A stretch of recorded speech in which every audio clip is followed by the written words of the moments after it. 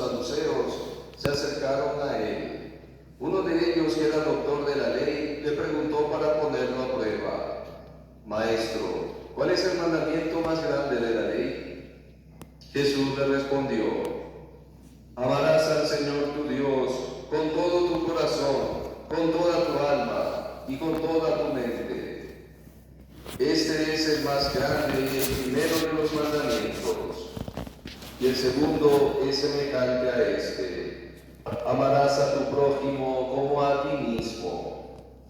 En estos dos mandamientos se fundan toda la ley y los profetas. Palabra del Señor.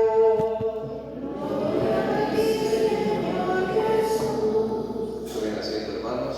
Es muy interesante las lecturas que hoy nos regala la Iglesia para meditar, porque no es tan sencillo como lo plantea la primera lectura. No es solo que estas mujeres pierden, ¿no?, seres queridos. Hay un trasfondo muchísimo más grave. Ocurre que en la cultura judía, cuando una mujer es viuda, pierde respeto. Sobre todo, pierde honores, porque en el mundo judío tener un matrimonio es como tener una bendición. Y ahí es donde empiezan graves problemas, porque no solo muere el esposo de esta mujer, sino también sus dos hijos varones. Dicho de otra manera, estaban enfrentando un dolor terrible, una desprotección. Estaban, como se dice ahora, en estado de indefensión, totalmente indefensas. ¿Y será que Dios actúa o se hace presente cuando la vida golpea así? Realmente es grave lo que le pasa a estas mujeres. Tan grave que, desamparadas, sin un apellido, un linaje que vea por ellas, deciden separarse. Esto es todavía mucho más grave, porque al separarse quedan totalmente a su suerte. Pero ocurre algo interesante, ¿no? Como esta mujer se gana, ¿no?, la suegra en este caso, se gana el cariño de Ruth, su nuera. Y de esta manera muestra algo interesante, ¿no? Tu pueblo será mi pueblo y mi Dios será tu Dios. Como Ruth ha aprendido, ¿no?, ha aprendido de toda la sabiduría del pueblo de los judíos, del pueblo de Jesús. Ha aprendido a amar, ha aprendido a apoyar, ha aprendido a no abandonar. Muy en contrario de lo que hizo Orpá. Orpá realmente pues vio por sí misma y se fue. Luego, si ustedes están interesados, estas lecturas son del libro de Ruth, desde el capítulo 1, los versos siguientes, ¿no? Pueden leer lo que sigue. Lo que sigue, en cambio, es bendición. Es interesante, porque esta mujer no pierde la fe. Porque, como les comentaba, es bien grave lo que les pasó al quedar viuda la suegra y luego las nueras. Casi para el mundo judío es como una maldición. Y ese es el criterio religioso de muchos judíos. Cuando golpea la desgracia, Dios ha apartado su mano. Y no es así. Sencillamente, si leen este fragmento del libro de Ruth, simplemente la vida es así. La vida golpea en algún momento. Son pruebas, como sabemos decir nosotros. Y depende de nuestra fe continuar. Luego, como les comentaba, luego estas mujeres hallarán muchas bendiciones. Y esta reflexión seguramente muchos la han vivido en este tiempo.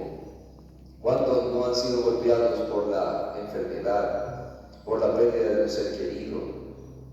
¿Cuántos no han sido golpeados por la situación económica, a veces de incomprensión, no falta un familiar que se ha separado. No debemos dudar del amor de Dios, no debemos dudar de la protección de nuestro Padre y también de la intercesión de nuestra patrona. Al contrario, son situaciones de la vida que muchos enfrentan. Algo de esto lo vemos en Jesús. ¿Por qué está crucificado? Pues para indicarnos que este mundo siempre nos hará sufrir, pero con Él vencemos. Y eso es lo más importante que nos revela el Evangelio, porque Jesús realmente viene de parte de Dios. Eso es lo que quieren probar los maestros de la ley, porque Jesús ha usado el Antiguo Testamento para callar la boca a los saduceos que no creen en la resurrección. Y es que realmente la resurrección es un paso, es un salto. La resurrección es el salto de la fe. El que perdona resucita. El que se da una oportunidad resucita. El que cambia lo equivocado, el que cambia situaciones de vicios, de egoísmos, da un salto. Y un salto al vacío. La diferencia es que mirando a Cristo, bonito lo que nos ayudaba a reflexionar el día domingo el Evangelio, ¿no? Como cuando Pedro mira a Jesús cuando camina sobre el agua, mientras le mira, camina, pero si le pierde de vista, se hunde. Así es la fe. Por eso a Jesús se le pregunta, ¿no? ¿De qué fe está hablando con respecto a la resurrección? Porque esta situación de la resurrección ha tenido muchísimas interpretaciones. Algunos lo comparan con la reencarnación. Y no, Jesús no dice eso. Jesús dice, Dios es un Dios de vivos y no de muertos cuando habla con los saduceos. Significa que no hay reencarnación. ¿Por qué? Porque la vida es una sola. Y la vida en Dios es eterna. No hay reencarnación. Por eso, luego, para probar de dónde viene esta doctrina de la resurrección, me preguntan, ¿cuál es el mandamiento principal? Y Jesús da la llave para la resurrección. Amarás al Señor tu Dios con todo tu corazón, con toda tu alma, con toda tu mente. Allí está, ¿no? Ya reflexionando, allí está la prueba, ¿no? La prueba de la fe. Amamos tanto a Dios que podemos ofrecer los sentimientos. Mira el caso de Ruth. Pongámoslo, apliquémosle a la historia de Ruth y su suegra. No abandonaron a Dios. ¿Quién con menos sufrimientos que estas mujeres ya habría abandonado a Dios hace mucho rato? No solo se le muere su esposo, sino sus dos únicos hijos. Y encima una de sus nueras la abandona. Ya tiene motivos suficientes para buscarse un Dios complaciente, un Dios victorioso. Y no, por algo Jesús responde, amarás al Señor tu Dios con todo tu corazón, es decir, con todos tus sentimientos. Por eso, la principal ofrenda que podemos presentar al Señor es saber perdonar, es saber no llevar rencor. Es la mejor ofrenda que le puede uno presentar al Señor. Es amarlo por sobre encima de los propios sentimientos. Porque aquí en esta versión de Mateo solo cita, amar al Señor, dice, con corazón, con el alma y con la mente. Y aquí viene algo interesante, porque cuando el alma sufre, busca a qué apegarse. Y este es el caso de estas mujeres, ¿no? Noemí no abandona a Dios, a pesar de la desgracia. Esto es interesante, es una seria reflexión que nos llevamos para este año. Dios no falla y Noemí no duda, por eso no abandona su fe. Su nuera, Orfá, ella se va, regresa a sus dioses. Seguramente habrá pensado, este Dios no me quiere, se ha llevado a su suegro y a su esposo. Por eso dice Jesús, amarás al Señor con toda el alma. Fácil es, frente a los sufrimientos que no entendemos, abandonar la fe, abandonar a Dios.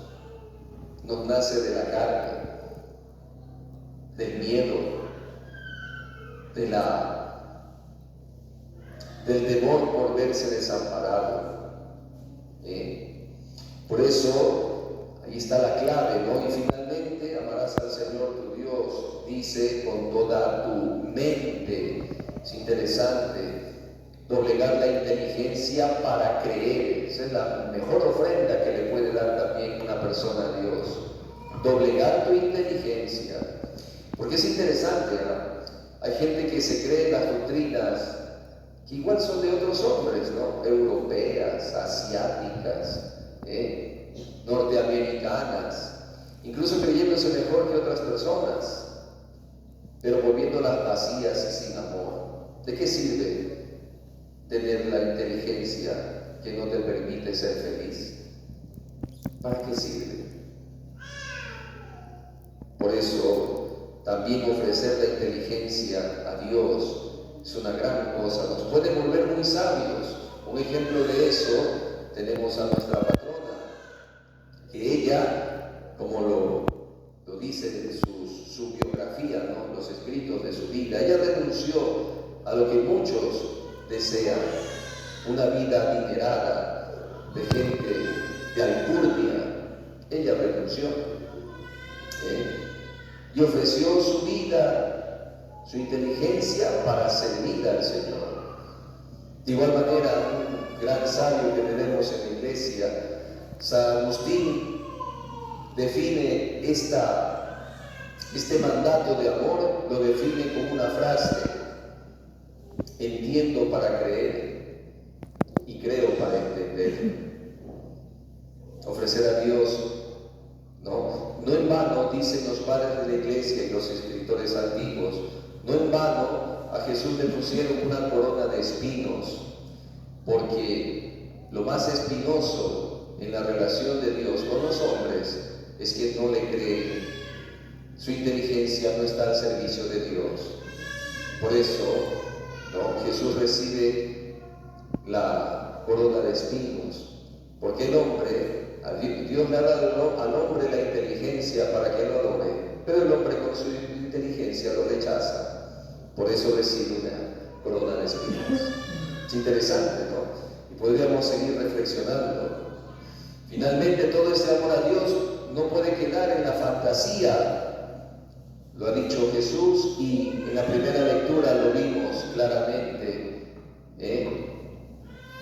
No se puede decir que amamos a Dios si no nos amamos entre nosotros. Por eso Ruth ama a su suegra y renuncia, no pierde la fe, renuncia a su pueblo y a sus dioses para servir al Dios de su suegra, para ser parte de su pueblo. Y en esto hay mucha pedagogía, hay mucha enseñanza, porque nos aferramos a cosas muchas veces humanas y nos olvidamos de lo esencial, del amor.